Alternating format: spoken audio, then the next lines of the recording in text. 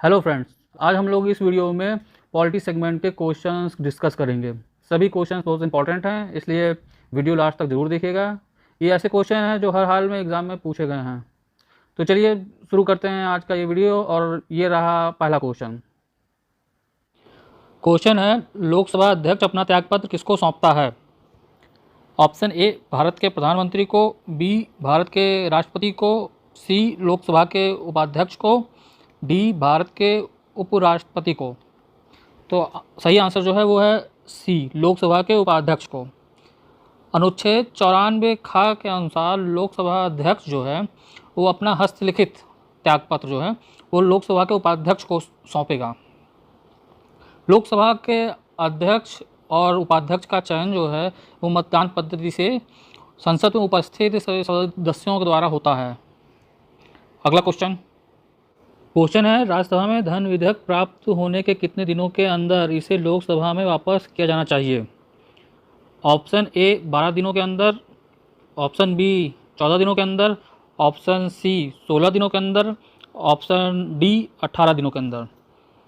तो जो right answer है वो होगा बी, 14 दिनों के अंदर।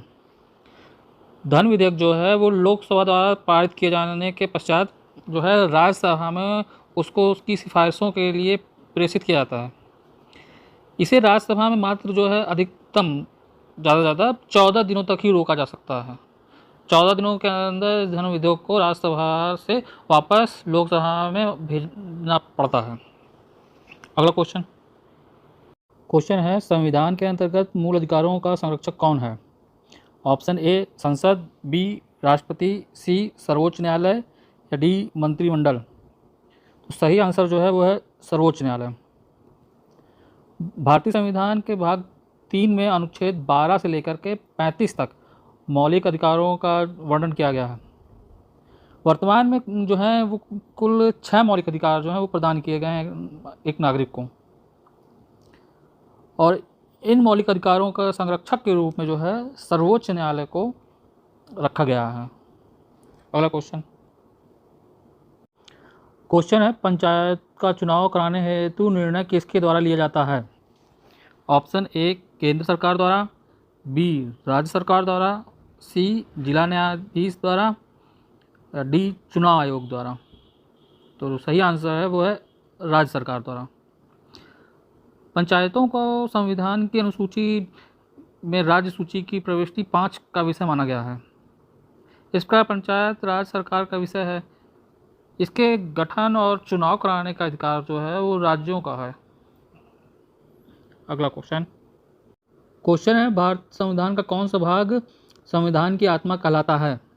ऑप्शन ए मूल अधिकार, बी राज्य के नीति निर्देशक तत्व, सी उद्देशिका, डी संवैधानिक उपचारों का अधिकार।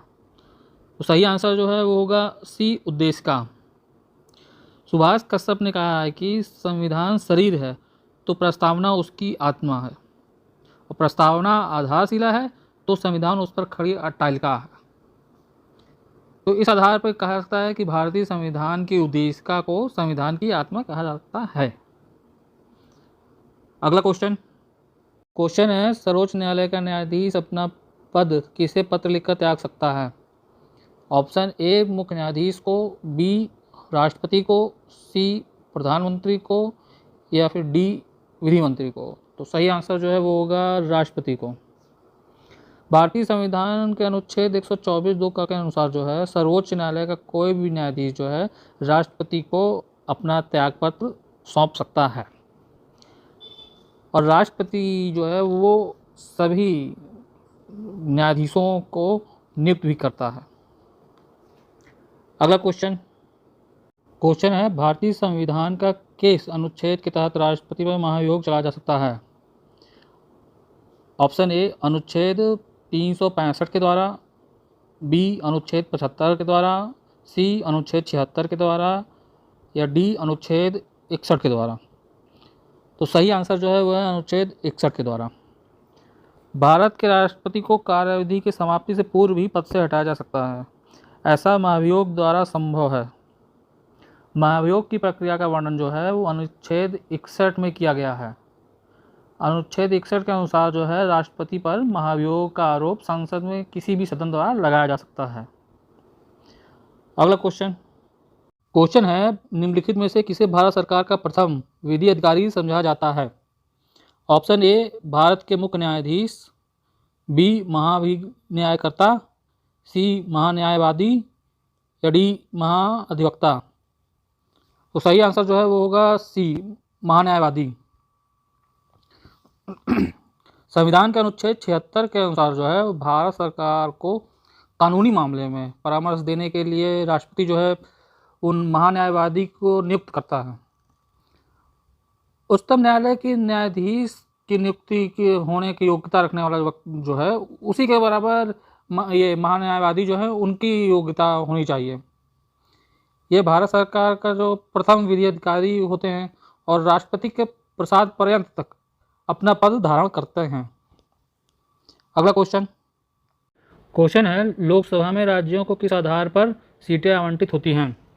ऑप्शन ए जनसंख्या के आधार पर, बी क्षेत्रफल के आधार पर, सी गरीबी के आधार पर या डी भाषा के आधार पर।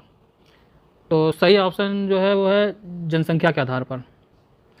संविधान के अनुच्छेद 82 के अनुसार जो है लोकसभा की सीटों का राज्यों के मध्य आवंटन 1971 की जनगणना के आधार पर किया जा रहा था। पहले ये व्यवस्था जो है वर्ष 2000 तक के लिए की गई थी, लेकिन बाद में 84वें संविधान संशोधन अधिनियम द्वारा इसे 2026 तक संशोधित न किए जाने का प्रावधान किया गया है। ऐसा कहने का मतलब मेन तात्पर्य यही है कि लोकसभा में राज्यों का सीटों का आवंटन जो है वो जनसंख्या के आधार पर किया जाता है। अगला क्वेश्चन है, अशोक मेहता समिति ने पंचायती राज के लिए किस प्रतिमान की संस्तुति की थी? ऑप्शन ए एक स्तरीय, बी द्विस्तरीय, सी त्रिस्तरीय, डी 4 स्तरीय। तो सही आंसर जो है वो है द्विस्तरीय। अशोक मेहता समिति जो है 1978 में अपनी रिपोर्ट प्रस्तुत की थी, जिसमें उन्होंने ये बताया था कि पंचायती राज के लिए त्रिस्तरीय प्रतिमान के स्थान पर द्विस्तरीय प्रतिमान को संस्तुति की गई थी। इसमें जनपद स्तर पर जिला परिषद और 15,000 से 20,000 जनसंख्या पर मंडल पंचायत का गठन का सुझाव दिया था। क्वेश्चन है, भारत की संचित निधि से निधि निकालने के लिए निम्नलिखित में से किसका अनुमोदन अनिवार्य है? ऑप्शन ए भारत के राष्ट्रपति, बी भारत की संसद, सी भारत के प्रधानमंत्री या डी संघीय वित्त मंत्री। तो सही आंसर जो है वो होगा भारत की संसद। भारत की संचित निधि से निधि निकालने के लिए जो है संसद का अनुमोदन की आवश्यकता पड़ती है। संचित निधि से निधि निकालने के लिए जो है अनुच्छेद 104(द) के तहत संसद द्वारा विनियोग विधेयक पारित करना पड़ता है। विधेयक पारित होने के बाद संचित निधि से निधि निकाली जा सकती है। तो ये थे पॉलिटी सेगमेंट के 10 most important question. I hope ये वीडियो आपको पसंद आया होगा। वीडियो आपको कैसा लगा कमेंट बॉक्स में ज़रूर बताएं। पसंद आया तो अपने ग्रुप में ज़रूर शेयर करें और प्रवीण मंत्रा को लाइक, सब्सक्राइब और शेयर करना ना भूलें। आज के लिए इतना ही। Thank you friends.